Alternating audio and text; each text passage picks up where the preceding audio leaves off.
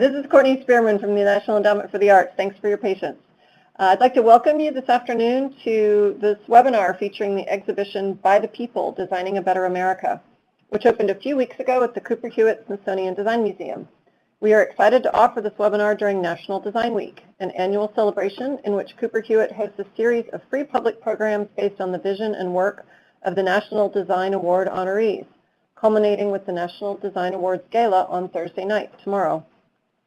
Our conversation today will be led by Cynthia Smith, Curator for Socially Responsible Design, who curated By the People. She crisscrossed the country for 2 years, talking to people and organizations doing design work that deeply engages community and challenges the country's persistent social and economic inequality at the local level.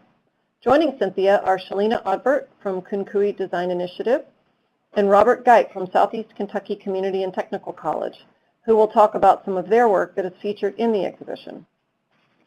Before I turn the microphone over to Cynthia and our presenters, we have a few housekeeping notes. You are all muted and will only be able to hear us. Our format today is brief introductions followed by discussion and public Q&A. You can submit questions and comments at any time using the Q&A box below the PowerPoint on your screen. We will do our best to address as many questions as possible during the time we have towards the end of the webinar. Please do not use the raise hand button.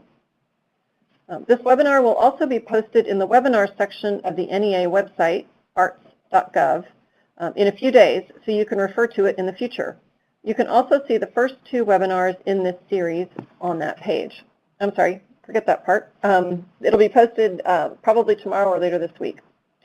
Please do join the conversation on Twitter, at Cooper Hewitt or at NEA Arts. And I'll now pass it over to Cynthia. Thank you.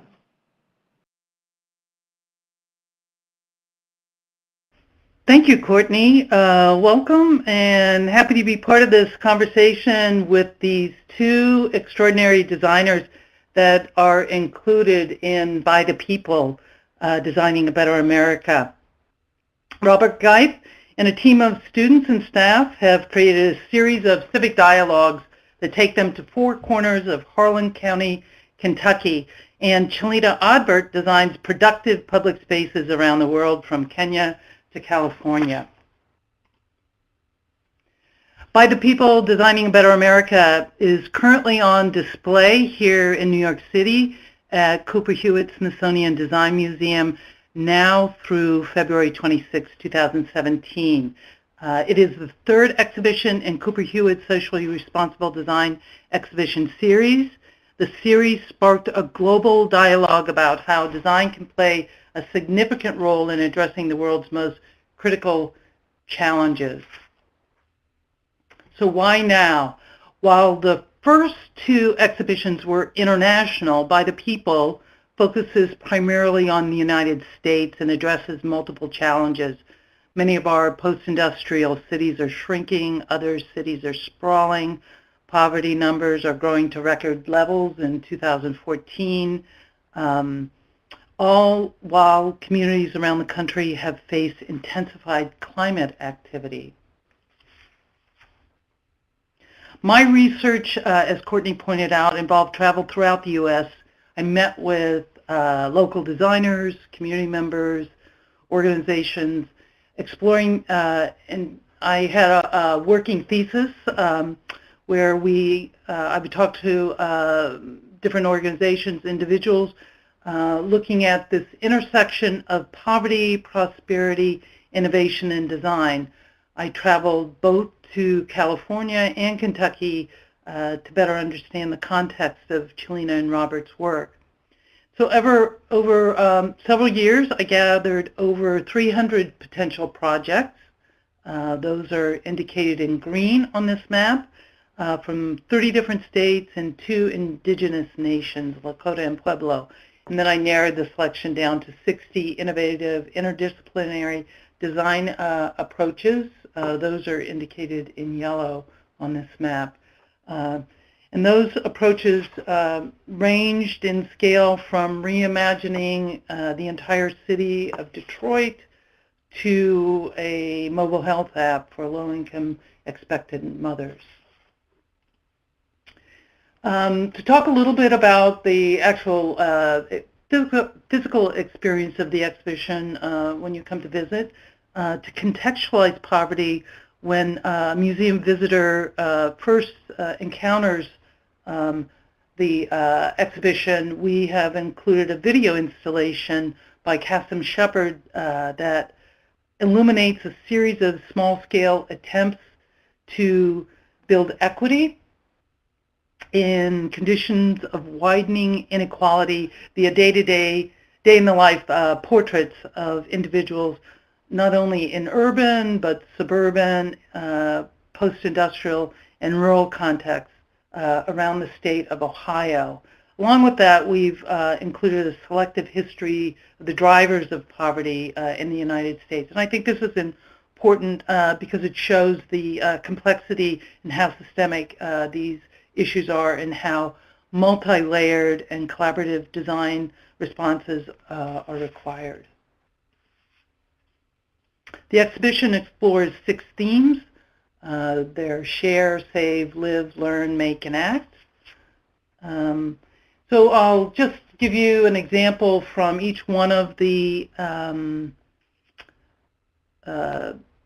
sections. Designs in the share section explore how the design of civic spaces help underrepresented communities share, both in the physical and digital commons. A group of farmers, designers, and hackers banded together determined that the best way to address mounting challenges, climate change, industrial farms, aging farmers, and also to radically improve agriculture for a more adaptive, open, and resilient food system was through greater knowledge sharing. So FarmHack is an open source community database that showcases innovative self-built farm machines, such as what's pictured here, which is a culticycle. This is a pedal-powered cultivating tractor that was built during one of their hack events that takes place around the country. And I think this is important. This open source ethic is apparent in many of today's innovative design strategies, and I think FarmHack is a good example of that. Designs can also help save what is authentic and essential for communities to thrive by building on existing assets, whether it's its culture, the natural and built environment. In this case, in Cleveland, Ohio, they transformed a blighted property in the Collinwood neighborhood. It was an abandoned big box store and turned it into a thriving LEED certified community and recreation center, which helped rejuvenate a bleak suburban thruway and surrounding neighborhood. I think the key idea for this one is the communities are transforming divested neighborhoods and abandoned or vacant properties into assets, both for their neighborhood and the entire city, often for the entire city. Design can also act as a catalyst for change, addressing entrenched environmental, economic, and social issues. One Michigan design group, Future Cycles, creates experimental transportation vehicles.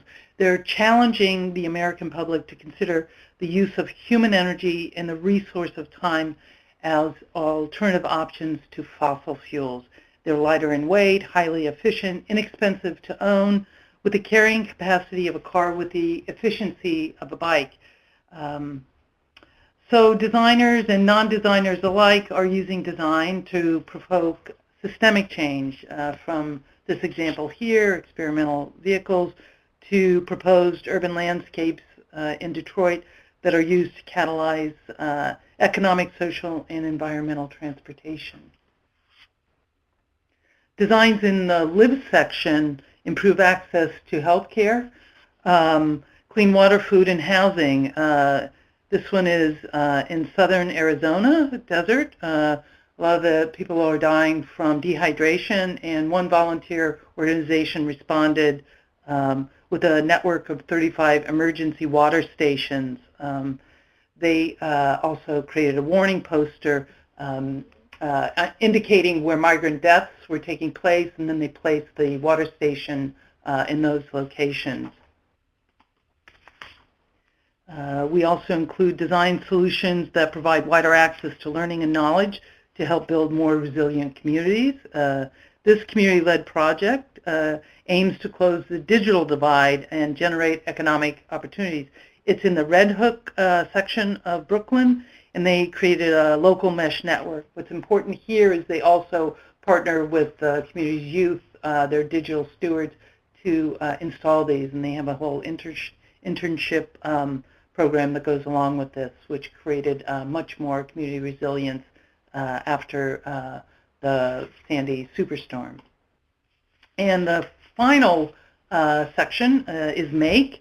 It includes strategies that engage creative manufacturing industries in workforce and business development.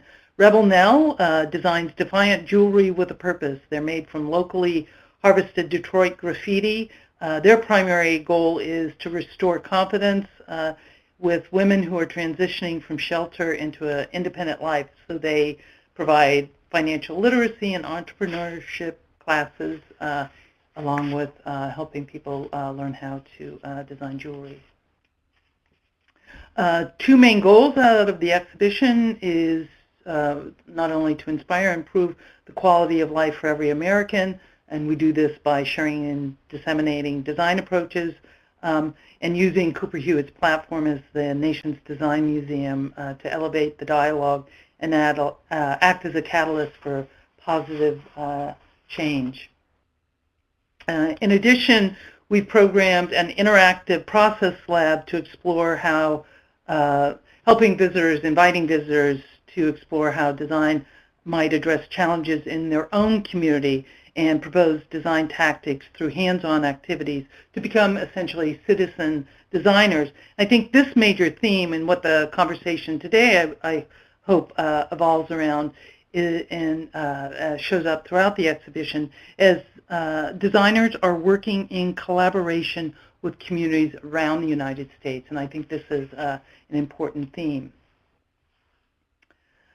So our first speaker is Robert Gipe, and he used community engagement in Kentucky. I think that's at the heart of his work with Higher Ground, which is a participatory community theater project which engages thousands of local people in art-based civic dialogue. And I'll turn it over to Robert right now. Thank you. Thank you, Cynthia, and thank you guys for having me here and being here. Harlan County is in Appalachian part of Kentucky. It's traditionally been a coal mining place. It's traditionally just been economically hard hit. It's been a struggle for a long, long time. In 2001, we started seeing a very dramatic increase in the use of opioids and painkillers in our community. We kind of had an OxyContin epidemic in our community. And we started a round of community engagement in 2001 and 2002 after we went to a conference sponsored by the Appalachian Regional Commission, which asked us to look at asset-based development, and one of the things that we felt like was an underdeveloped asset was the community's sense of its own creativity. And so we then had an opportunity to work with the Rockefeller Foundation and a program that they had at that time in the early 21st century. I guess technically it's still the early 21st century, but anyway, at the beginning of the 21st century to it was called PACT, the Partnerships Affirming Community Transformation, and we did a community-based process and began interviewing people basically through community college classes. We had 2 or 3 different community college teachers who did a community engagement process where we talked with people about how could we use the arts to address the OxyContin epidemic. And what we came up with was 3 different media. We used theater, We used photography, and when we started, this was at the back end of the film era, and so we distributed over 600 single-use cameras in our community, and we distributed them through churches and boys and girls clubs and the schools, and just handing them out any way that we had a way to get them back, and created a visual census of our community. And those were often, particularly with the students, were accompanied by writing about what people were looking at. And basically, we did an art-based census of the community about what they felt like we had going for us and how we might meet our challenge. And another big part of our process is to engage non-professional artists in art making in collaboration with professional artists. And so our first play came out in 2005, and it was called Higher Ground 1, and our playwright at that time was Jo Carson, and she led us, and we kind of, by the end of the process, were collaborating with her. And she's the one that came up with the metaphor that the floods we have in our community when the high rain comes down the narrow valleys was in many ways like the flood of drugs that we were seeing at that time. One of the big community issues in the beginning was that people were understanding this kind of onslaught of narcotics that had been unseen before in our community at the level we were seeing it, was something to be dealt with in the individual home, and that individual families had to take account for this. This wasn't understood as a community issue. And Carson's play, the script, helped us kind of make the point for the community that when we have a water flood, that people kind of put aside their differences of county section and race and class, and we just kind of pull each other out of the mud. And the play suggested that perhaps we should do that with this new flood of drugs that was coming through the community. So that first play had a major impact on just what people saw as the capacity of the arts to kind of create a space for conversation, because throughout all those earlier projects, we also did some large-scale tile mosaic pieces that we were capturing names and addresses of people who were participating, and that became both audience and cast. And so for that first play, we had almost 90 people in the play. So in a county of 28,000 people, if you have 90 people in something, then in particular an OxyContin musical, which most people had never seen before at that point, it's pretty easy to get almost everybody in the county coming to the play, because almost everybody has some kinfolk or friend in it. So to skip ahead, since it's a long story, but by 2013 we had received an Art Place America grant, and we had financing to create a play that traveled throughout the county. And our goal with it was to create something that would raise the capacity of the next generation of leadership in our community. And by the fifth play, which we pulled off using the National Endowment for the Arts, our town grant, that one was almost completely youth-led. But what you see here, we tried to integrate as many arts as possible, and thus as many people as possible into production. So I had been fascinated by Paul Dunlap's work. He had done a series of large-scale inkjet transfer portraits of, he called the exhibit Queer Appalachia, and it was portraits of homosexual folk that lived in the Appalachian regions, and these pieces were used a lot of quilting techniques, which tapped into the traditional arts in our area. And so he came and worked with us along with Chris Dockery, one of his colleagues at North Georgia, to help us create some large-scale Photoshop and inkjet transfer murals. Like this piece was about 40 feet wide and about 8 or 9 feet tall, that students at our community college produced. with the help of these visiting artists. And then these became part of the backdrop of our performances. This piece right here was we did three performances in 3 different communities where we moved this. It was a colossal stage. I think it had 7 different stages, and we also built risers for a 150-seat theater that were like 4 and 5 levels high. And part of it was almost to make it as difficult as possible to move it as a way of kind of raising people's expectations of what was possible in the community. So, but anyway, we did one of the performances without the big stage, and it was under a circus tent at Pine Mountain Settlement School.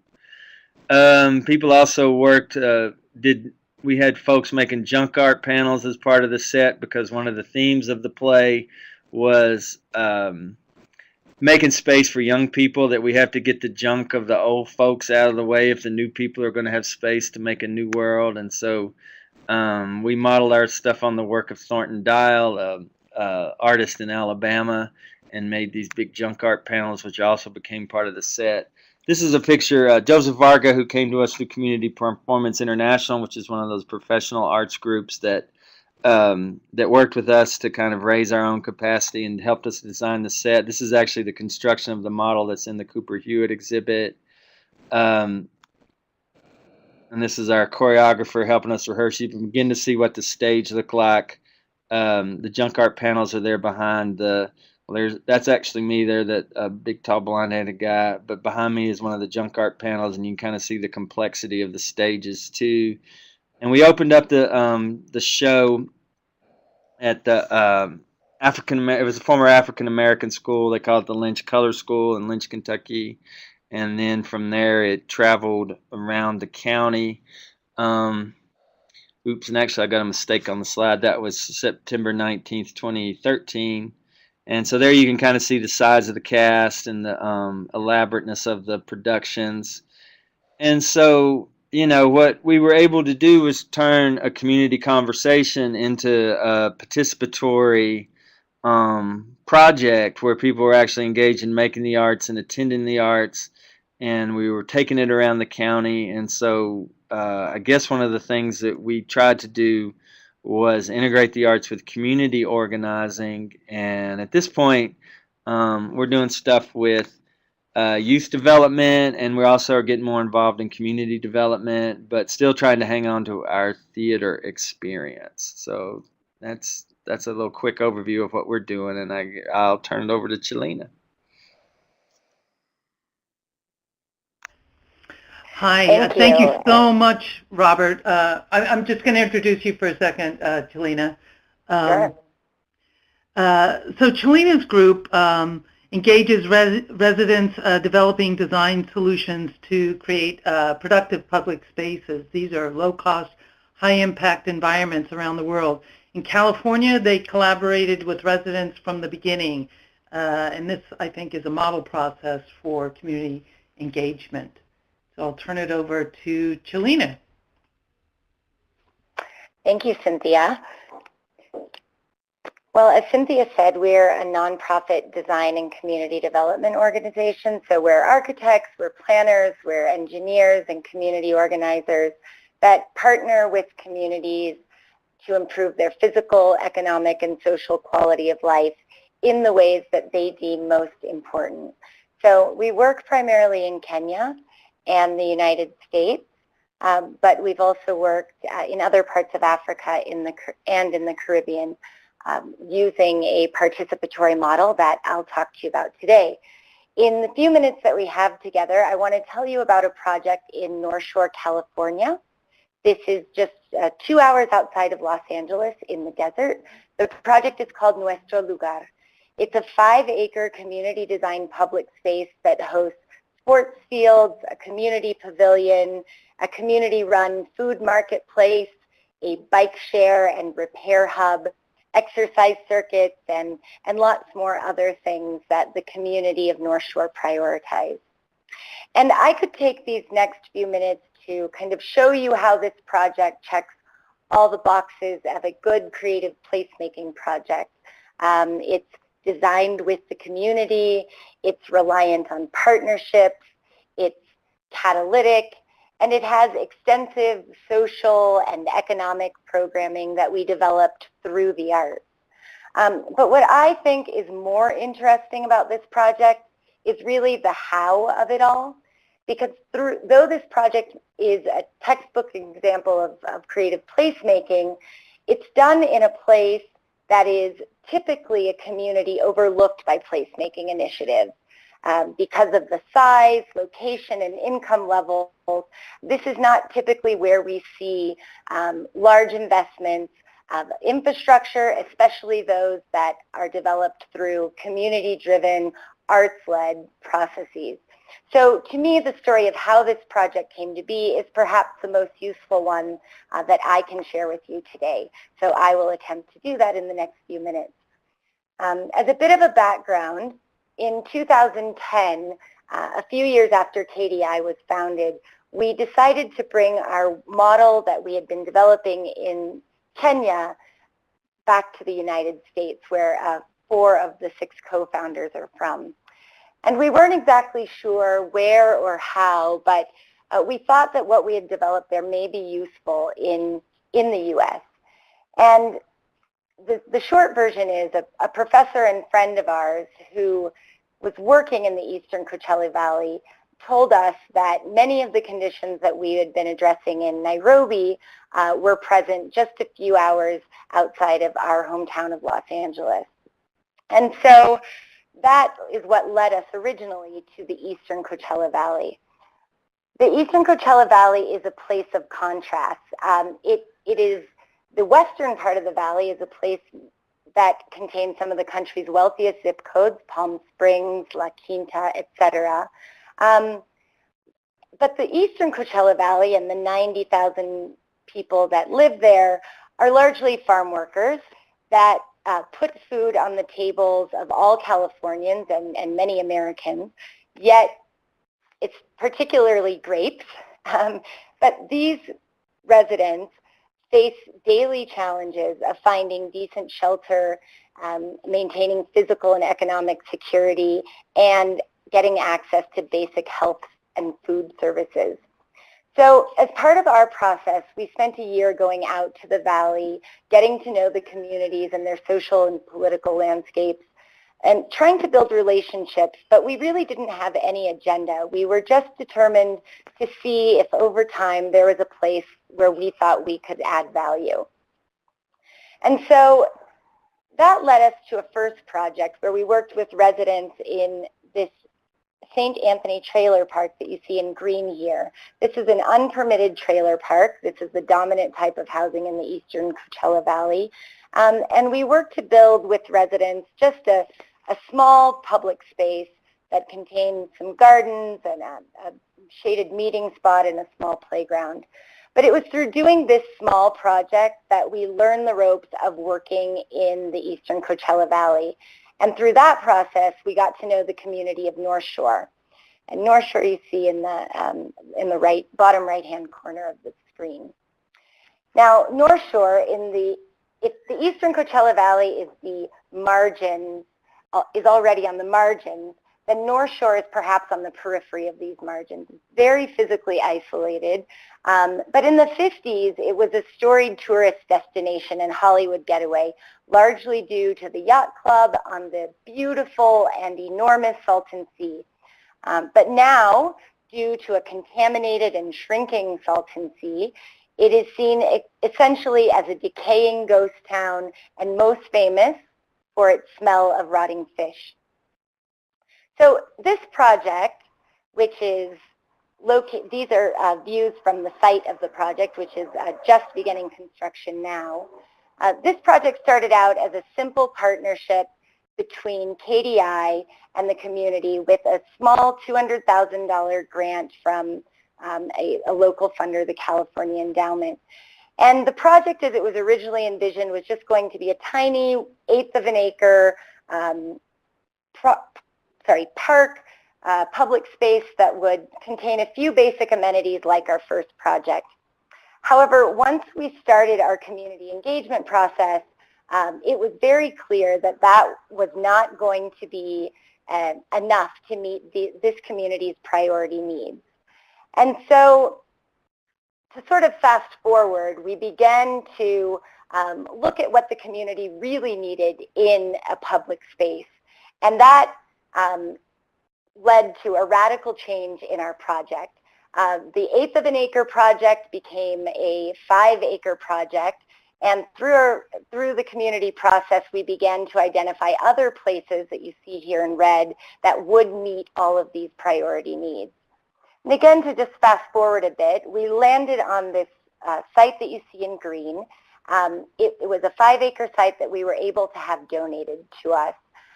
But we had a problem, which was that we only had $200,000, and that was not nearly enough to build a 5-acre public space. So simultaneously, we started to look for catalytic partners. And we went to the Parks and Rec Department, called Desert Recreation District, and we tried to offer them a proposal. We said, if we can figure out how to develop and build this site, will you own it and maintain it in perpetuity? And to our surprise, they agreed. And so that 1-year project that was going to be small and cheap became a 3-ish year project that was both large and expensive. But we had a partner that was willing to go the road with us, and so we decided to take it on. One important challenge at this point was making sure that the community process was still honored and the community role was still kept intact. And so as you'll see here, our partner was very willing to take on that, or give that role to the community and maintain it.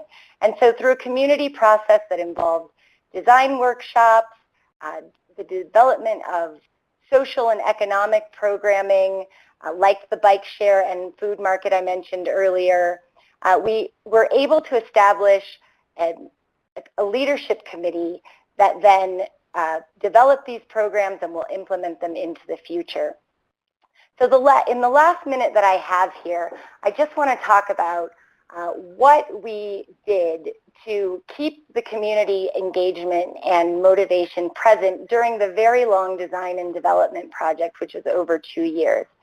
And essentially what we decided to do was to take all of these economic and social programs that would eventually find their home in the park. We decided to begin those now rather than when the project, the physical project was complete. So the series of photos I'll show now are all arts, culture, economic, and social programs that will eventually be permanently housed in the physical space, but in the last last couple of years have been taking place around the city of North Shore to begin to build momentum for the park and identity. So we've done things like had mapped the cultural landscape of North Shore. We've started this food market that is run by 10 community-based businesses, food-based businesses that will eventually be in the park. We've hosted one-night galleries in different residents' homes, highlighting the artists of North Shore. That these galleries will eventually find their home within the pavilion. We've done ambulant poetry projects. And importantly, we've created a community-run newspaper that begins to put all of these great things in one place. So this project is the second in a growing network, and the great news is that our partner, the Parks and Rec Department, has appreciated and embraced this process so much that we are now working with them to build 2 other productive public spaces in this network in neighboring communities of the eastern Coachella Valley. And this is another view of the site that will begin construction in just the next few weeks. So thank you for your time.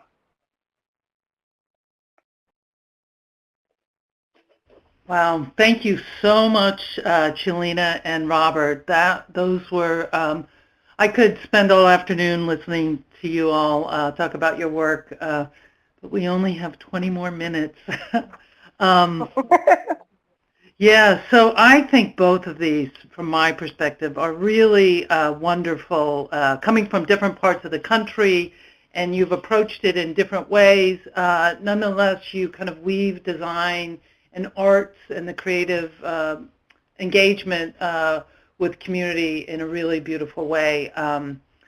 One thing I'd like to ask both of you, and I'm sure this is true, but it would be good to hear if you could each describe how you see positive impact. I know design can improve people's lives, but how do you see the work that you've done with both in North Shore and Harlan County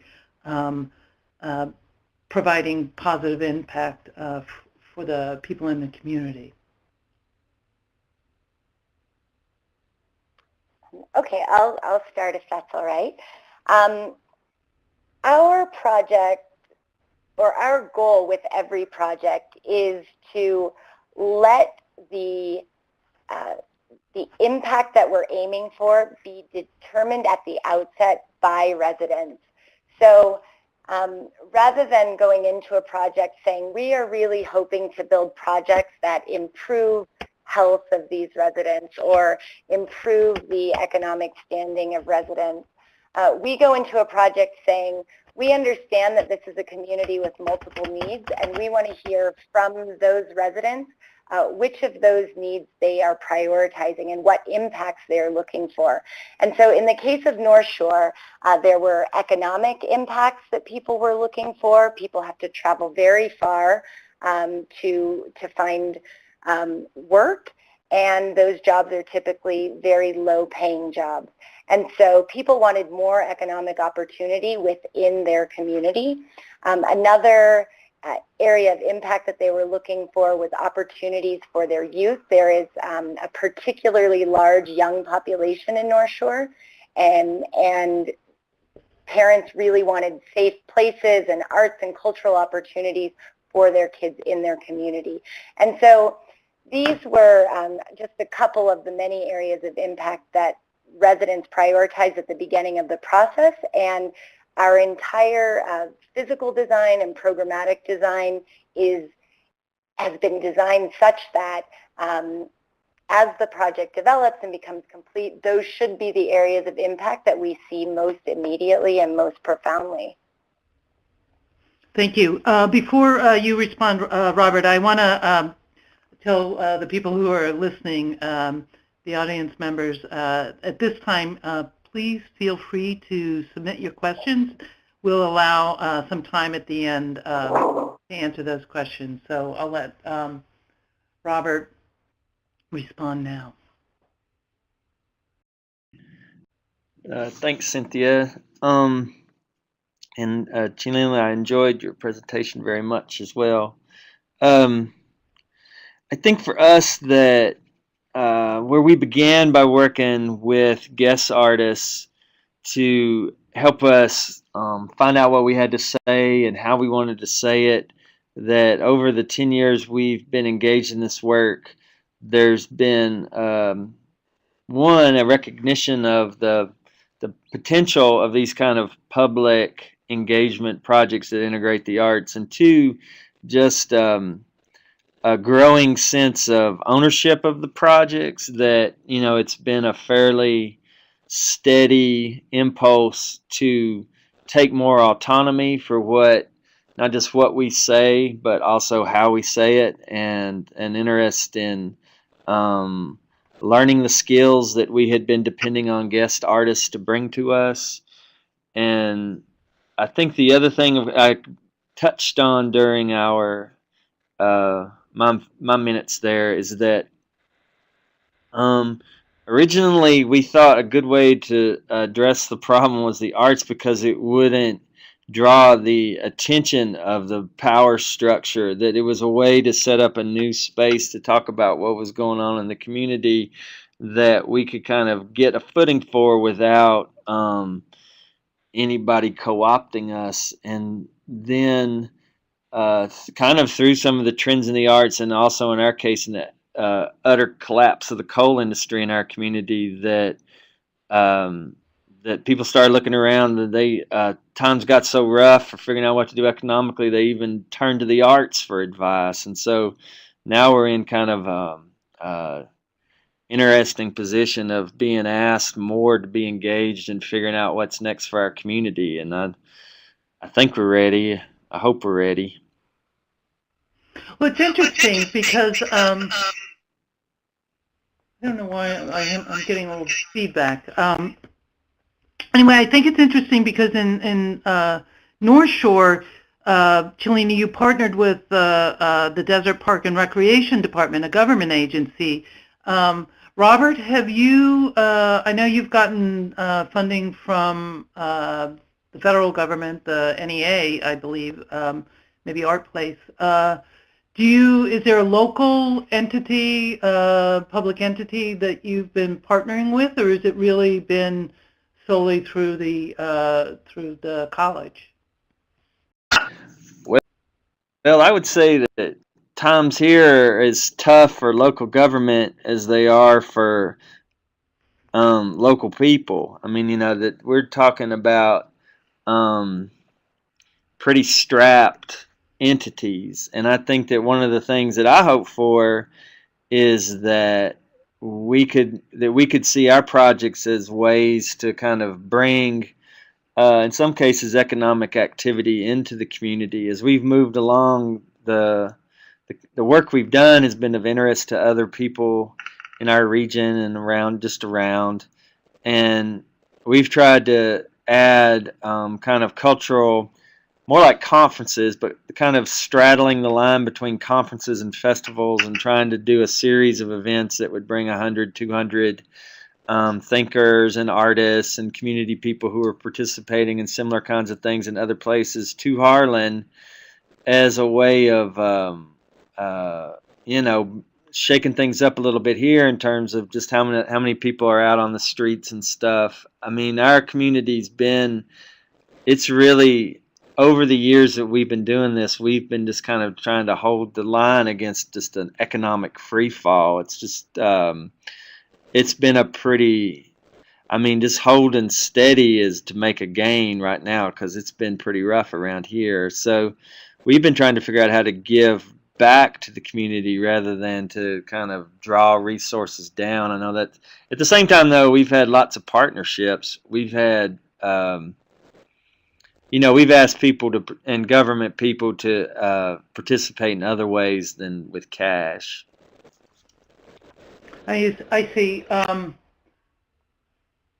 me see.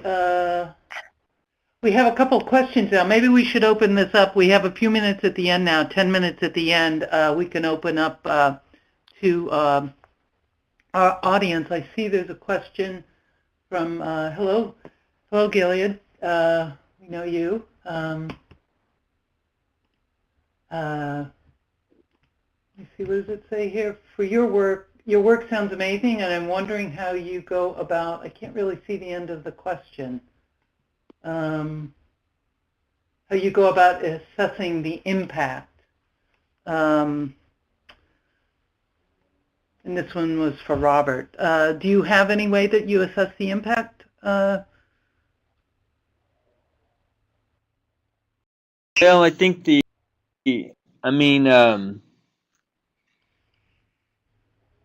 we always, it's always the issue, right? It is still, we haven't done a lot of formal economic impact assessments because I don't think we've really had them yet. We haven't really been, we haven't used what we've been doing to drive people into treatment. And so I don't know that that's been an impact we can measure, or, looking at ourselves as a reduction of the level of drug abuse or whatever. I think that the major ways that I've measured impact is the level of participation, the level of people's willingness to work with us outside of the immediate project itself, and kind of I measure impact in what I've been talking about previously, is the community's interest in finding ways to use us. And so I can point to, we've been asked to participate we've been invited on to the local tourism commission. We've been invited to sit on the boards of new community foundations. I think that's the way that I would measure impact, is as our county tries to dig out that that I feel like we can take some pride in putting the arts and putting design at the table. I think the other way we would measure impact is the number. I mean, we've drawn attention, we've drawn partners to the work and attentions to the community. And then, of course, the other thing, I have one of my students here in the office, and she's pointing at herself. I think that we've kind of inspired a next generation of young people to see themselves as artists and designers, and to see art and design as a part of both their potential and also as the potential of the community. That's interesting, because I think, Chelina, your work with the community, I know we pulled a quote from, we asked you to supply a quote from one of the community members, and they talked about that they hadn't seen themselves before in kind of this leadership capacity. Can you talk a little bit about the impact that you think you've seen working with the North Shore residents? Sure, absolutely. Though the project is not yet built, we've been really active in this community and on this project for the last 2+ years. And in just that short time, the impact that we see already in abundance are this that you're referring to, Cynthia, the belief that people of North Shore now have in their ability to create change. And the quote that you're referring to, Cynthia, captures that perfectly. A resident, she tells this story a lot, which is that before she got active in these projects for her community, she didn't know many of her neighbors, though she had lived in North Shore for over a decade. But more importantly, she also didn't know that she really had the capacity to kind of rally them around these issues that they were all facing. And when you meet this woman, her name is Violetta, when you meet her today, or you meet any of the other kind of key leaders of this project, you would never imagine that these weren't sort of people that have been active community organizers for most of their life, because they're so compelling and they're so invested and passionate about what they're doing now. It just seems like something they must have been doing forever.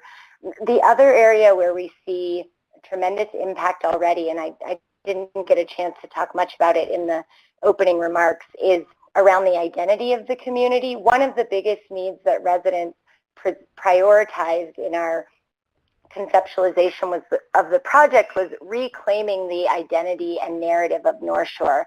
As I mentioned, most people pass through North Shore, and if they stop, it's because they want to see this sort of relic of a Hollywood has-been sort of place, or they want to kind of see the ghost town. But that is so far from what is really happening and what's present in North Shore today. So a lot of the arts and cultural programming and the newspaper, those have all been aimed at kind of reclaiming the narrative, not just within North Shore, but to the neighboring communities. And we're already really beginning to see the impact of one that I think is just a brief one, but very illustrative, is that little newspaper, which is only distributed to the residents of North Shore at this point, and done so by the youth and the bike program, received a call from a much bigger newspaper because somehow they got a hold of it, and they called the newspaper asking for a representative voice of North Shore to kind of weigh in on an issue facing the larger valley. And that would have never happened before, because there wouldn't have really even been a way to access the residents of North Shore in any sort of collective way. So I just wanted to add one thing that I thought Robert in the previous question mentioned that I just wanted to echo, is that projects in the places where he and I are working really do take this public-private partnership that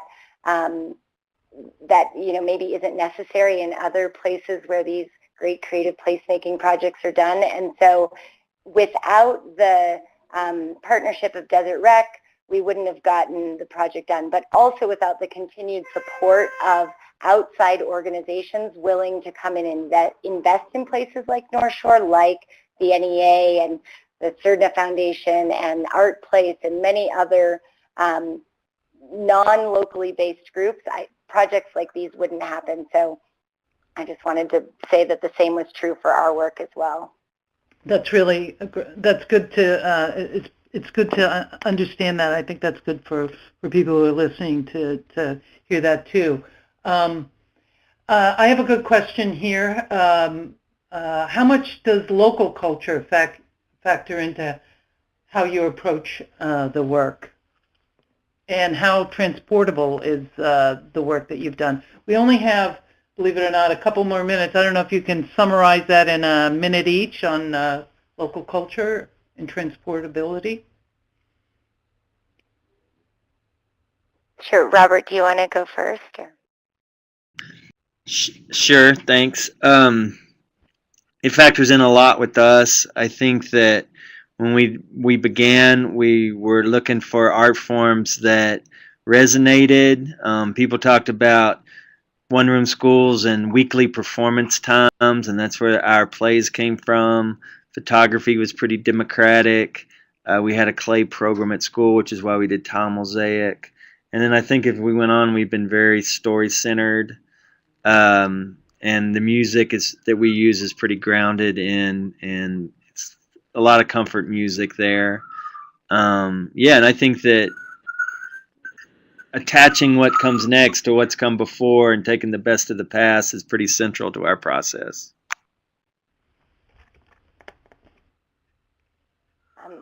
And in our process, local culture influences everything from the programming to the physical design of the spaces. So I showed a couple of slides that had hand-drawn glyphs or kind of small etchings those were done by community members, but they were done in collaboration and building from a Native American tribe that is also on which the land of North Shore was used to reside, the Kounkuey tribe. And so we worked with current residents that are not of the Kounkuey people to understand the history of the place and weave both that, pay respect to that historical culture that was present in is present in North Shore, and then blend that with the existing primarily Mexican culture that thrives in North Shore today. And you see throughout the buildings and throughout the etchings and the pavement and throughout the colors that are selected, the results of that culturally driven physical design process of the space. Well, thank you so much. I think we've run out of time. These were all really wonderful questions from the audience. Wonderful to hear more in depth about your work in California and Kentucky. Many thanks to both Chelina and Robert today, and also for the National Endowment for the Arts. Your support around the country for this kind of work is incredible. I have to say, as the Smithsonian is part of the federal government, we partner often with the National Endowment for the Arts. We have a shared interest in supporting this kind of design. So it was a real treat to be a part of this. Thank you, Courtney, and your team at the endowment. And hopefully we can do this sometime in the future. Excellent. Thank you so much, Chelina and Cynthia and Robert, for your time and your inspiring work. The NEA loves being part of this effort as well, and it's one of the most gratifying parts of my day, getting to hear about the work you guys are doing and sharing it through venues like this. This webinar will be archived. Thank you for the supporting the work.